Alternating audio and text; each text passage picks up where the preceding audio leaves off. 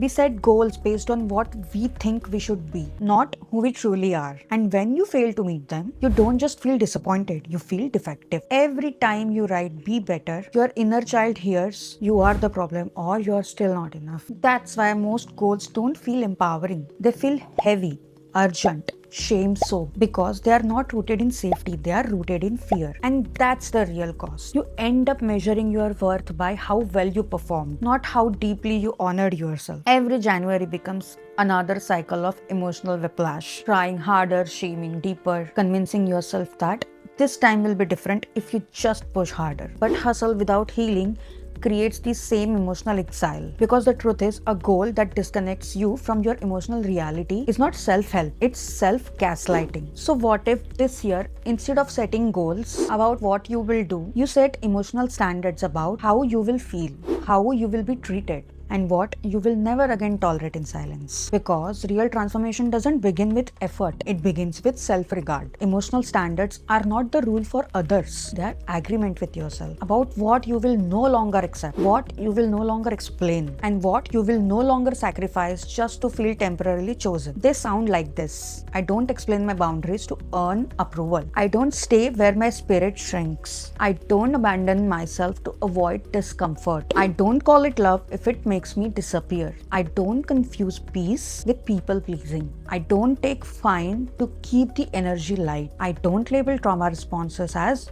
just who I am. These are not affirmations, they are checkpoints. And the power of emotional standards is that they don't ask you to become someone new. They remind you to stop betraying who you have always been. Dr. Christine Neff's research shows that self-compassion increases motivation and accountability, not laziness. Why, you ask? Because when you feel emotionally safe within yourself, you are less afraid of failure. You are more likely to take healthy risks, to recover quickly, and to walk away from chaos, even when it's familiar. Another study from Stanford found that values-aligned goals are more sustainable because they reduce internal resistance. You don't have to push through when you are pulled by something true. That's the power of alignment over force.